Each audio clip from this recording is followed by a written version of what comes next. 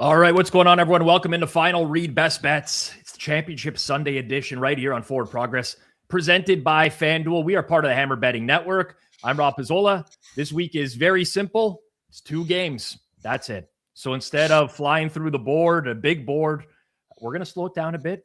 We'll go game by game. We'll talk through each matchup in detail, and we'll talk some prop looks along the way as well. Quick note before we get going, it's Thursday.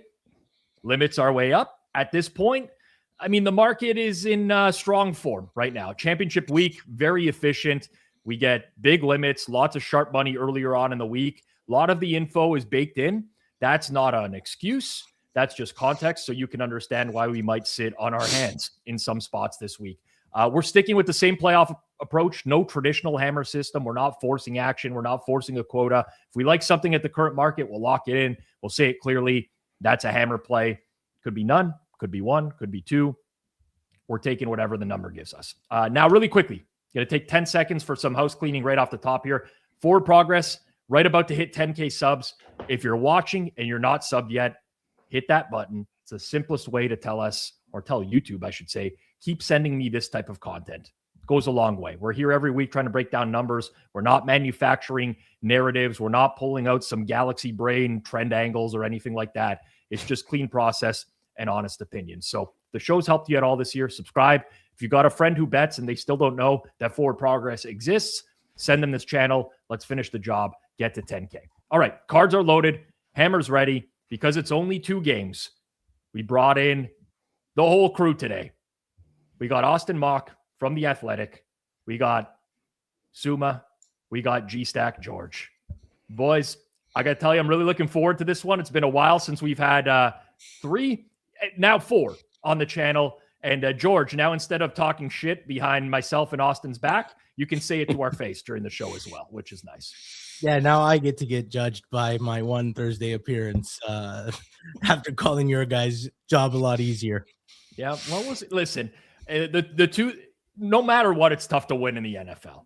Tuesday, Thursday, it's sides, totals. There's a lot to go off of, but hopefully, listen, at the end of the day, hopefully we give you enough information today where you can make an informed decision, because I don't think we're going to agree across the board on these games. We'll see. Let's start it with the early game. Obviously, the big news for this one, unless you've been living in a cave, you know that Bo Nix is not going to play for the Denver Broncos. Subsequently, we've seen a pretty big market shift on this game. Now, look aheads in some spots were Denver -3. I wouldn't put a lot of stock into that number. It's a look-ahead price with low limits. I don't think Denver would have closed -3 here with Bo Nix. But regardless, there's been quite an adjustment in market. This one did open 5.5, 6 in some spots. Got bet down to 4.5, which is where we sit at FanDuel right now. The total in the game, 42.5. G-Stack, I want to start with you on this game because, first of all, even though you have a fish bias with the Dolphins, you seem you're like really gung-ho on the Patriots. And for a lot of the playoffs, even before the playoffs, you messaged me on the side. You said, Rob, I need a Super Bowl bet on the Patriots. Rob, no, I know the schedule's been a joke, but this team is for real. Now they get the Broncos, backup quarterback, Jarrett Stidham, price adjustment. Are you still buying the Patriots at this price? Yeah, so if you've listened to sports content this week, I think the common theme from everybody has been that, this adjustment was too much and it's just too much points and Stidham's not that much of a downgrade from Bo Nix. And I'm here to give our audience permission to bet the Patriots today because I will be betting the Patriots. I want to take an outward look at these two teams. I think the perception on both of them is a little bit skewed. Denver's seen as like a top level defense, and I've heard a lot of narratives of like they're up there with Houston and Seattle, and I think there's actually a gigantic gulf between them. The first 12 weeks of the season, Denver looks really good. 4th in defensive EPA per play, 1st in success rate, 9th in rush EPA, 6th in rush success rate. But they had like a very soft schedule. So we talk about New England's soft schedule. I want to push back. If you remember, Denver got like the Jets in London. They got to play the Raiders. They got to play the Giants. Like they had a lot of a soft schedule since the first 12 weeks, since they came back from the bye. They go from 4th in defensive EPA per play to 14th. They go in 1st in success rate to 6th. And their run defense drops to 19th in rush EPA. And that includes a Chris Oladikin and Trey Lance game. So they've also like, this could be worse than what the data shows. And on the other hand, I think New England's defense is trending in the right direction. Now I know like caveats, Chargers and Houston don't have O-lines, but with Milton Williams and without him, there are two drastically different defenses. With Milton Williams, 4th in defensive EPA per play, 3rd in defensive rush EPA. Without him, 11th and 30th without him. He's a massive difference in the run defense. The reason I like New England, I think the market has not adjusted to them. They've basically covered everything for 2 months, and we keep chalking it up to their soft schedule. And my pushback is if they keep beating the close and they keep covering, then is the market actually pricing them correctly? So shocker here, but I'm still showing value on New England 4.5.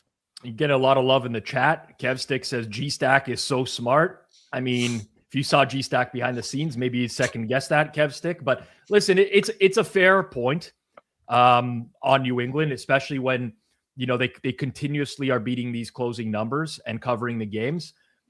I'm not sure I necessarily agree with you. I'd like to see where you guys fall in on this. Austin, what are your thoughts, Patriots and Broncos? Yeah, it's tough because I've seen a lot of conviction about Stidham. Like, hey, this guy knows how to, run the offense. He's very smart. He knows how to do call protections. I don't think anybody has any real idea because we haven't seen much of anything. So it's a very this is what we do when you're modeling. You're trying to project what a player is. And I have this move, like I'm pretty much on market. The issue that I have is I will back G-Stack in Denver's defense is I don't think they are at that elite level. The last 3 real offenses they've played, you have Jacksonville, you have Green Bay, you have Buffalo, and they've given up at least 26 points in every one of those games. That's why those EPA numbers are what they are. On top of the Oladikin and Trey Lance games, they played the Raiders, they played the Commanders during that time. So I think they are firmly overrated. What I don't love about them is they blitz a ton, and they do generate a good amount of pressure. They're near the top 5. But when you have to blitz that much, kind of makes the picture a little bit easier. Drake May has been very good against the blitz this year, again, and good against pressure. So his target percentage goes up to running backs and tight ends. I think that's a good matchup for the Patriots. The issue that I have, I'll push back on. I'm kind of going both sides because I have the game on market, my number. In 8 quarters against good teams or good defenses in the playoffs, the Patriots have looked terrible in 6 of them on offense. So again, this is a good defense. They have to go on the road for the first time in the playoffs. So it's kind of both. The Broncos haven't played anybody this year either. We already know the Patriots haven't. Both teams have played super soft schedules.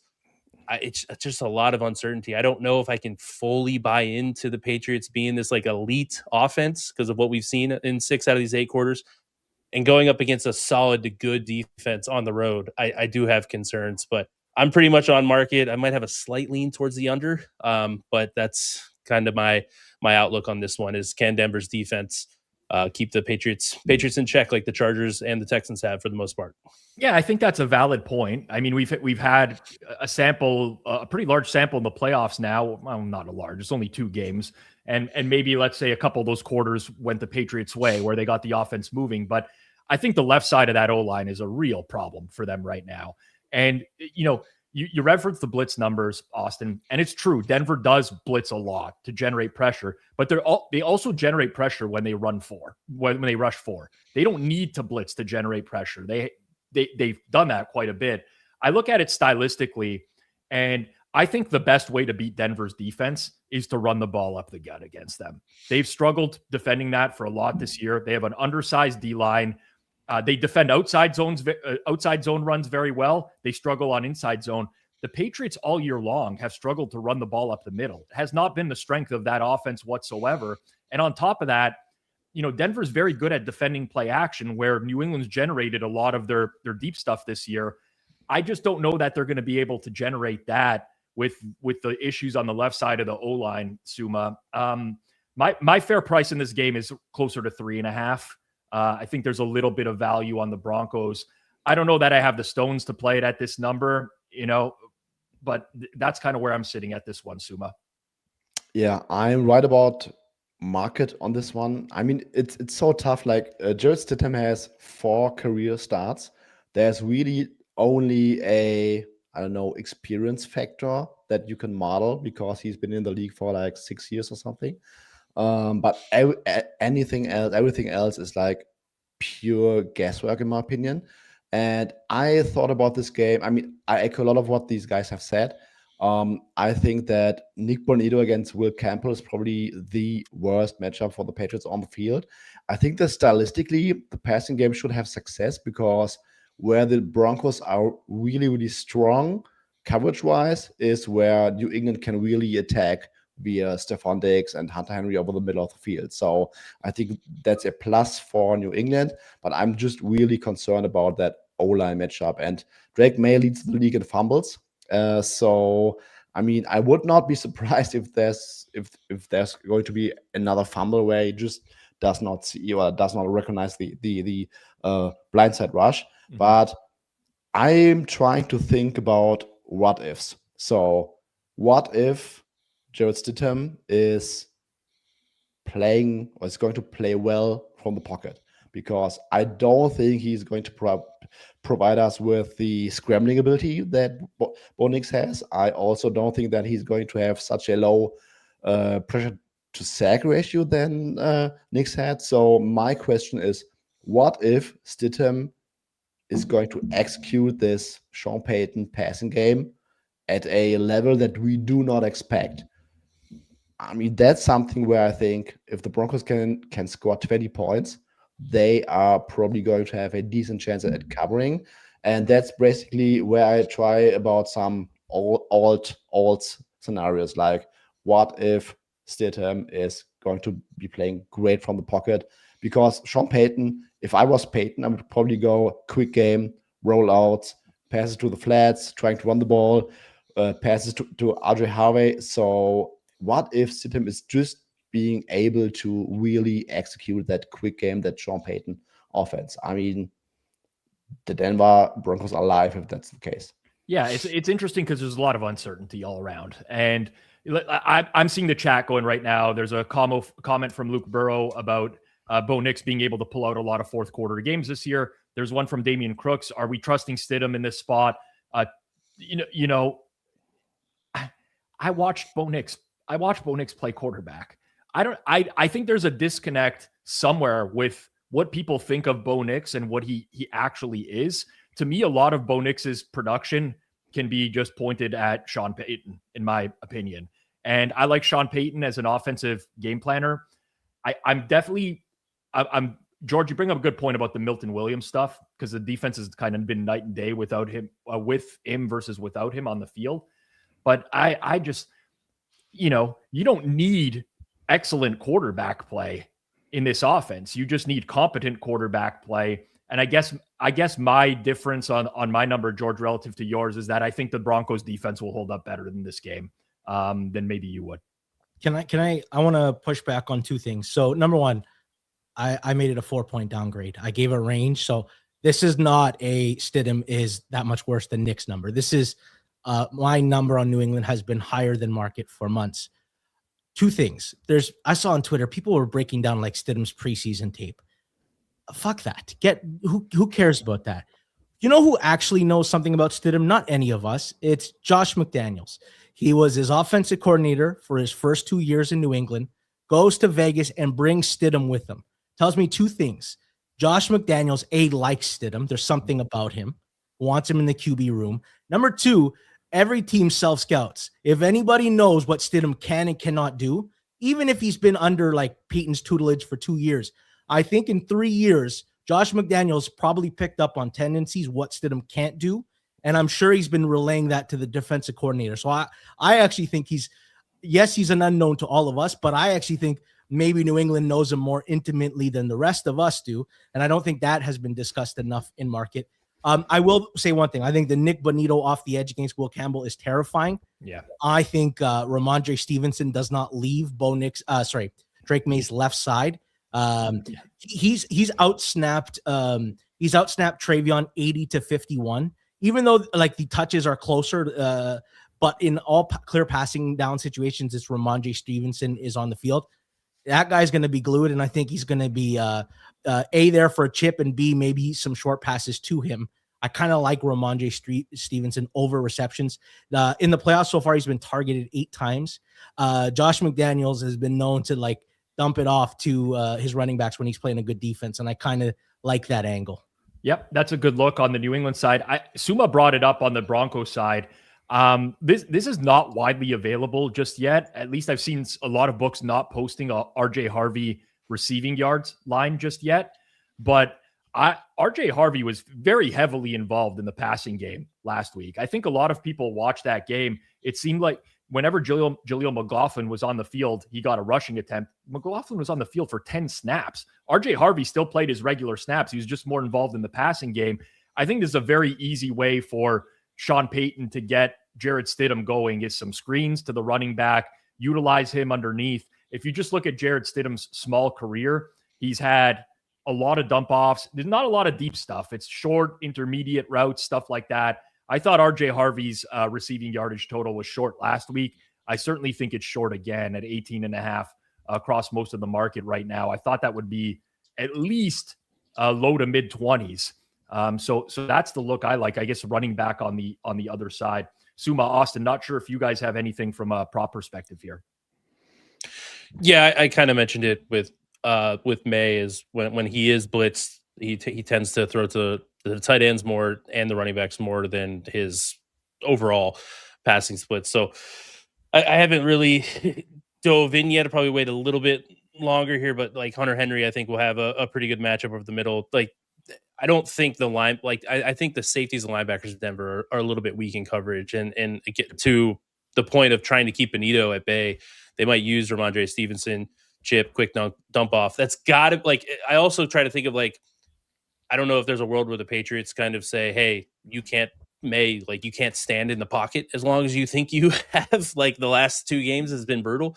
Yeah. So I think it's the quick relief, maybe the quick dump off is going to kind of be the, like, at least I would go into it like, don't turn the ball over. Like, we don't know if Stidham's going to be able to move the ball. Like, let's at least wait and see, kind of be cautious with it.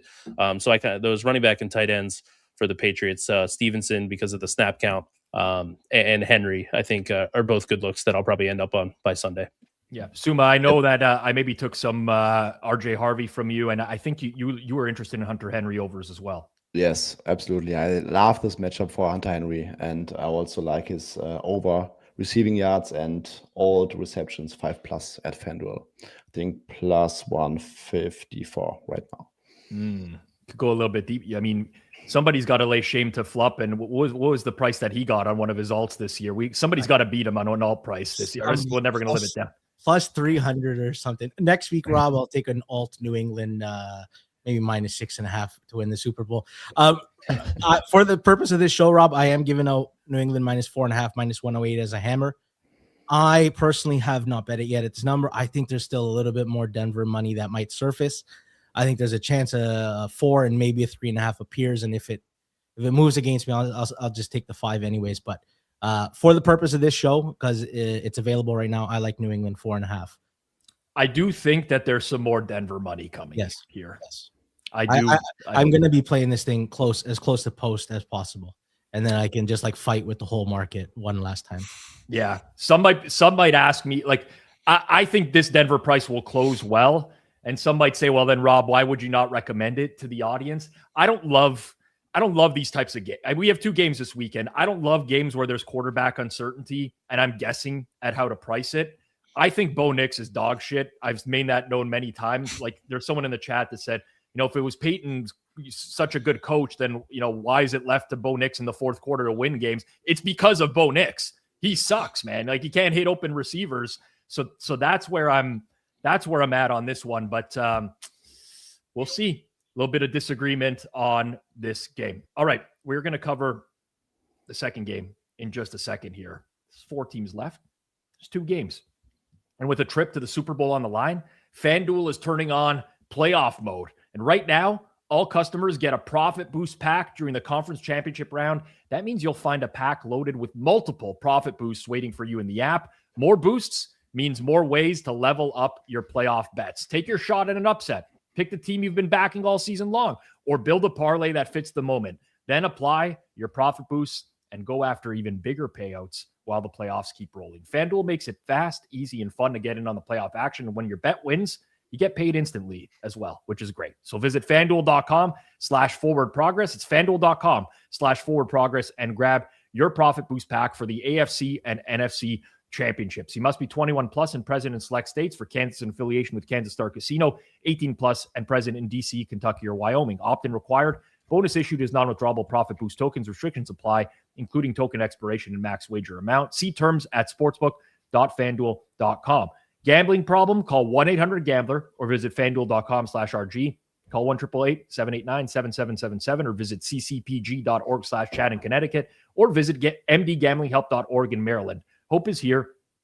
Visit gamblinghelplinema.org or call 800-327-5050 for 24/7 support in Massachusetts, or call 1-877-8-HOPE-NY or text HOPE-NY in New York. All right. Let's get to the rest of it here, guys.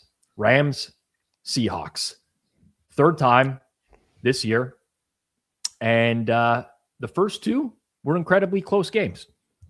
First time around, pretty big defensive struggle. 6 quarterback turnovers in that game, 4 by Darnold. Rams pulled out a close one. More recently, we saw a pretty epic game on Thursday Night Football where the Seahawks stormed back in the second half to beat the Rams in a pretty high-scoring game. Since then, definitely the Rams have trended a little bit downhill in market with recent performances where the Seahawks have been trending a little bit uphill, and that's why this game is priced the way it is, with the Seahawks -2.5 at home, -106. Total in the game at FanDuel, 46.5, heavily juiced to the over at -120. We see some 47s. Most of the market painted 47 right now. Suuma, I'll go to you on this one first. Seahawks, Rams, you have an opinion on this one? Yes, I lean Seahawks. I will have to take that in both matchups, the better team did not win the season. I think first game could absolutely have gone to the Seahawks. Rams were completely shut down second half, or maybe starting in the second quarter already. And I think that in the second matchup, the Rams were clearly the better team. But I will say across 2 games, 2 matchups, 7-1 turnover advantage for the Rams. Yes, we had the Rashid Shaheed touchdown, special teams touchdown in the second game, but the Rams had, I think, a 3-yard touchdown drive in the first one and a 1-yard touchdown drive in the second one. My rating on the Seahawks defense is like crazily high. Charles Cross, they're optimistic. Optimistic was the word. I've heard optimistic many times in the NFL before, Suuma. Yes. All 3 potential left tackles were not practicing yesterday, so we'll keep an eye on that. But I just am closer to -3 here, just because I have a crazy rating on the Seahawks. I cannot regress these turnovers down enough. Yes, Darnold leads the league in turnovers, but 7-1 across 2 matchups, I don't think we will see something like that again. I think that the Rams defense has really regressed over the second half of the season. I think that the Seahawks will be able to run the ball much better than in recent weeks. So yeah, no matter how I spin it, I always come up with the Seahawks being closer to -3. And I'm just crazily high on that defense. Austin, thoughts here? Yeah, I probably lean the same way there. If you would have asked me a month ago, this was like the total opposite. The Rams have really fallen off. Part of that was Devontae Adams and his injury. Kevin Dotson, I think, was a very big injury for them. I know he's back, but it's kind of changed things. The big matchup here for me is the Seattle run defense is absurd. Like, they're so dominant, and so much of what the Rams want to do is they're not like Corum and Kyron Williams are not explosive, but they're very good, like down to down success rate. They're not going to break off many 20+ yard runs, but they churn out yards. And that's such a good way with kind of the, people were talking about last week, like, hey, the Rams receivers look slow. Like, part of that is like Puka's a really big receiver. Devontae Adams isn't like the type of receiver that's not going to be beating people down the field. A run game helps that so much because you have to attract so much defensive attention to the ball. So that's such a help for them. And I know that the Rams put up 580 yards of offense in the last game. I'm going to chalk that one game. That's the only game Seattle's defense has looked rough. But the big thing that goes for me in that game is like Seattle won that first game, shut down the offense for the Rams. The second game, they got outgained by 170 yards or 160 yards, something like that. On a per play basis, it was much closer. The big difference was special teams. The Seahawks special teams is elite. It's fantastic. They had a 10 or 7 yard advantage in field position in that game. Part of that was they had a 10-yard advantage on kickoffs. The Rams have kind of switched now because I think they realized that the kickoffs were killing them. So I think that game was a little closer than we think. Like, they still won despite a -3 turnover differential. So I just think the defense for Seattle, I'm like Suuma. I have them graded so much higher than really anybody. I have them better than Houston by a decent margin. The Rams are trending the wrong way. Home field advantage. The only thing that I haven't bet this yet, it's because of the Darnold injury. I don't know if Charles Cross is in. I'll probably be able to pull the trigger.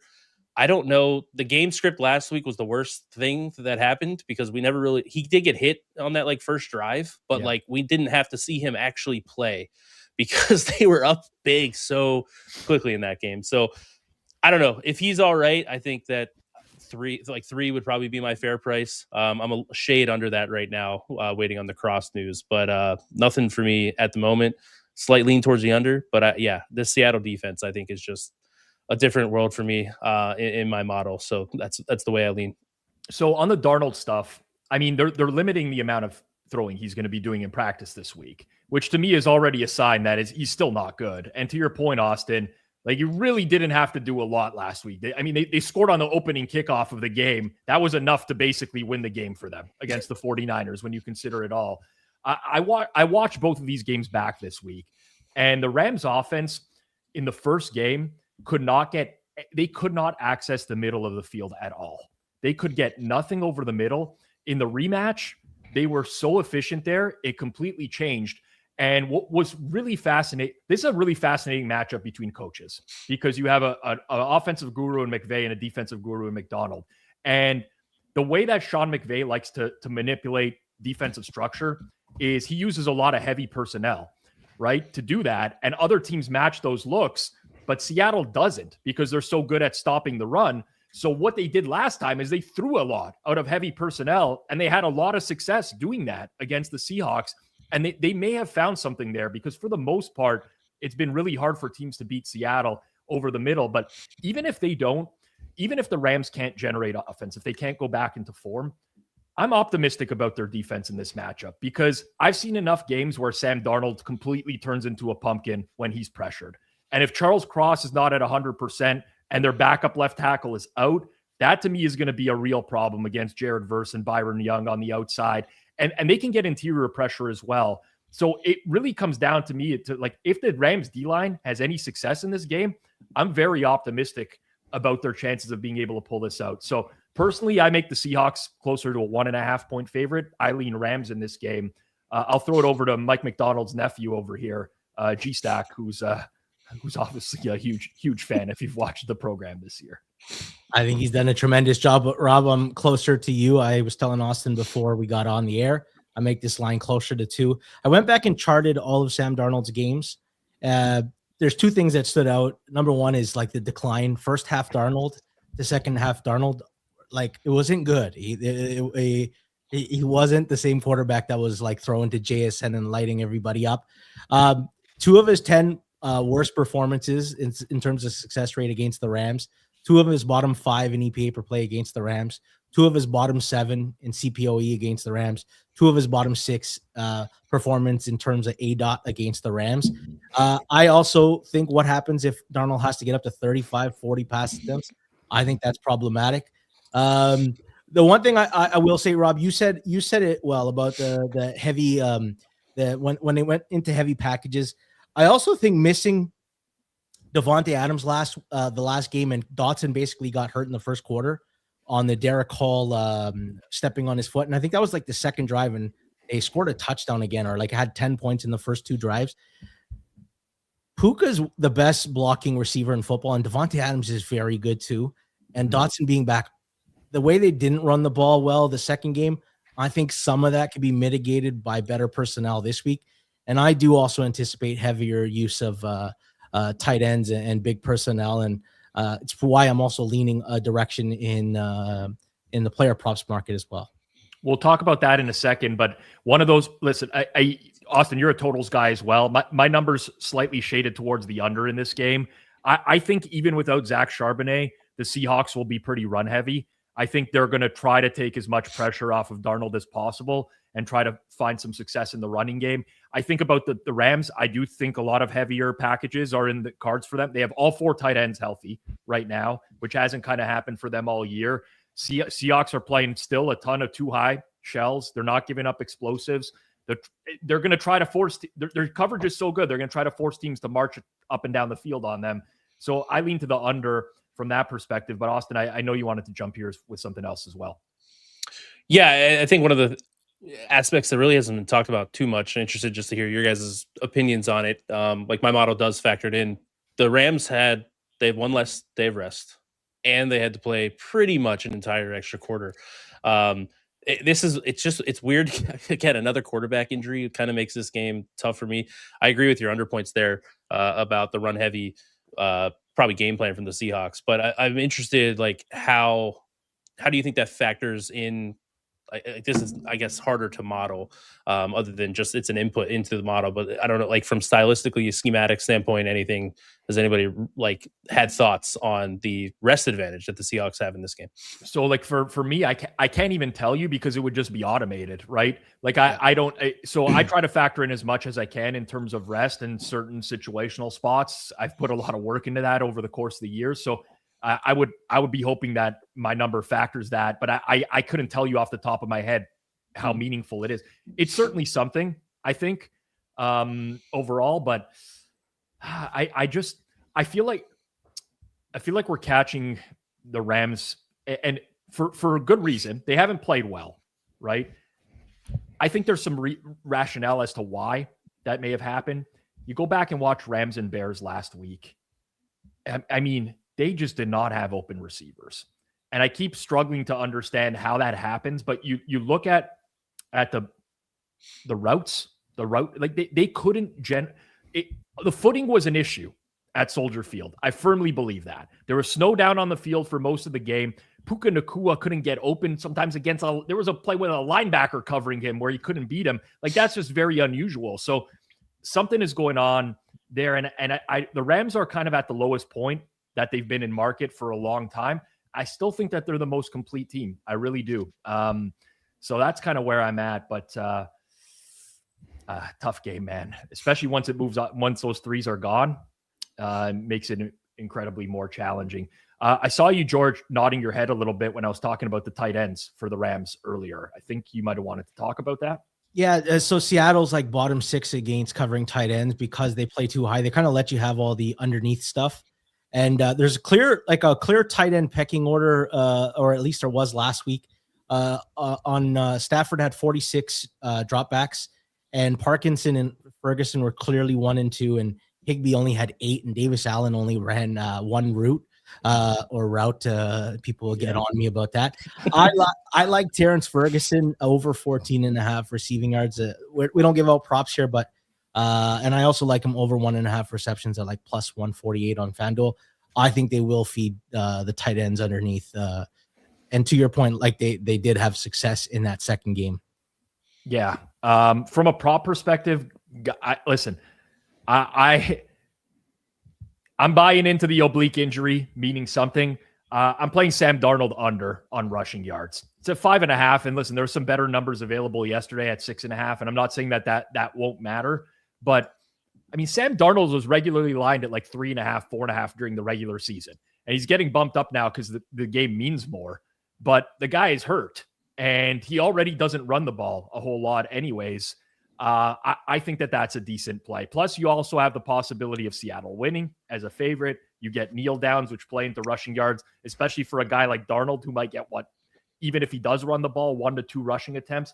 So that was the look there. What was really interesting to me is I actually wanted to come on the show and give Rashid Shaheed over on rush yards at 1.5. He got steamed to 4.5 across the market in the last hour or so. So I'm not going to give that out anymore, but I'm convinced Kenneth Walker, like, what are the options here, right? It's like Halani, Cam Akers is on the practice squad for them that they could activate him, veteran guy. Potentially they go that route. But involving Shaheed more in the rushing game makes a lot of logical sense for me. They've already used him in the running game over the course of the year as well. So that was a look that I had in this one. Suuma, Austin, not sure if you guys got anything from a prop perspective here. Not really. Austin? Yeah, same.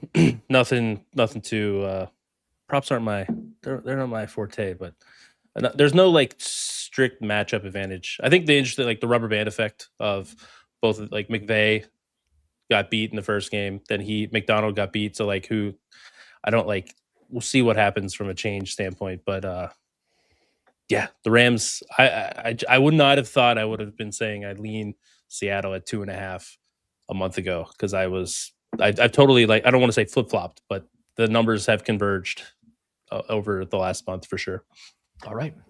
Before we review picks here, if you've been on the fence about trying BetStamp Pro, which I've referenced on this show before, this is going to be your entry point right now. Easiest entry point you're going to get all year, because there's a postseason special running right now.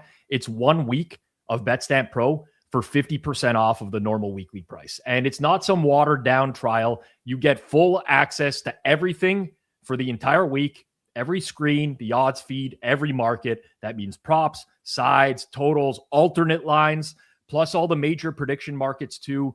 Full order book history. You can actually see how these markets are trading in real time instead of guessing. This is the same type of screen that serious betting groups are using right now to spot scalable plays and stay ahead of the market. So if you want to try it, it's available for a limited time period. It's the lowest commitment way to try it during the biggest betting month of the year. So click the link in the description below. That will be BetStamp Pro if you guys do want to give it a shot. Okay, we're going to review picks here. And I'm going to surprise everyone as well and put everyone on the spot for picks, because we only have one official play. G-Stack said, you know what? F these market limits. F them. I don't give a shit. Patriots are my team this week. And none of us had the balls to put down real money on the side or total in this game. But I'm going to go roundtable here. I'm going to ask for prediction on side and total from everyone for an unofficial record, because people love the plays. So let's start, guys. New England, Denver, 4.5. I'm going Denver. Austin? I'll go New England. Suuma? New England. Oh. Oh. Can I say how remarkable it is that Pat Bryant a month ago, like, oh my God, don't get me started. Yeah. Gets knocked out cold with a concussion, like straight sleeping. We go to like a 5-minute commercial break. Then last week, the guy clearly gets knocked out cold again, and he's full practice on Thursday already. He's gonna play. Like, what the hell? There's no concussion protocol at all in the playoffs. Carlton Davis, Christian Gonzalez. He's got, unless you're Nico Collins and you actually get Nico Collins. Yeah, like, I don't know. It's crazy. Houston didn't get the memo. You guys, wow. I swear to you guys, I did not expect to be the only one Broncos here, but that's unofficial records. Maybe we'll put some money on the line behind the scenes. Total in the game, which right now we'll use FanDuel price 42.5. Over or under. Suuma, I'm going to go with you first. Oh, under. Austin? Under as well. G-Stack? Under as well. All right, I'm going over. Not the number directionally. That's where the number is for me. That's it. I don't know. You really like those Jared Stidham preseason starts. Hey, that's the gap. Been grinding the preseason film, you know. I watched that preseason tape over and over, man. Jared Stidham putting up Broncos team total over for everything. No, I'm just messing around. Okay, Rams and Seahawks. We'll use a spread of 2.5. I will go Rams, G-Stack. Rams. Austin. Seattle. Suuma, Seattle. Seahawks. Okay, we're split on that one. And let's use 47 as the total to make it fair because it's juiced heavily to the over at FanDuel right now. So 47 total for Rams and Seahawks. I'm using that so I could buy myself an extra half point on the under, G-Stack. Yeah, thank you for doing that as well. I'll take the under. Austin? Under as well. Under. Wow. I mean, we're gonna look like the ESPN crew when they all picked Houston against New England on that one, and the game finishes 41-38 as the final. All right. Appreciate everyone who tuned in. That's it for today. Thank you for spending your Thursday with us. Big thank you to Austin, Suuma, G-Stack for jumping on. Shout out to Pascal, our producer behind the scenes, keeping everything running smooth. Obviously, we had some big news with Jesse Minter and the Ravens. I'll post my thoughts to that on Twitter, and we're gonna start doing some content centered around NFL news here on Forward Progress as well, recapping a lot of the hires and what we think of those landing spots for teams. A quick programming note before you guys bounce, please stick around 1 second. Hammer Daily tomorrow, noon Eastern, over on the Hammer HQ YouTube channel. We'll be pushing it out on Twitter as well. I know how much you guys love NFL player props. I know, Sons, in the chat, you're disappointed that there weren't more player props. We've basically turned the Friday show into a full props breakdown tomorrow. So if you want that, if you're looking for more than just sides or totals, you do not want to miss that. It'll be widely available markets tomorrow as well. One other thing, I know you guys love the NFL watch-alongs. This is your last chance to get in on the fun this year. Sunday, Rams, Seahawks, G-Stack is hosting, leading the ship. All of that's happening right here on Forward Progress. And you can catch me right back here for the pizza buffet Sunday morning, 11 a.m. Eastern time. Back to Sunday this week, 11 a.m. Same deal. We'll run through the full board one more time. I'll give you my final thoughts on every matchup, anytime touchdown scores, props, all that stuff. If you got any value today, please hit like, subscribe, turn on notifications so you don't miss anything this weekend. If you're listening in audio form, please rate and review 5 stars. It does help. Thank you, everyone, for watching. Good luck with your bets. I'll see you back here on Sunday morning. Peace out.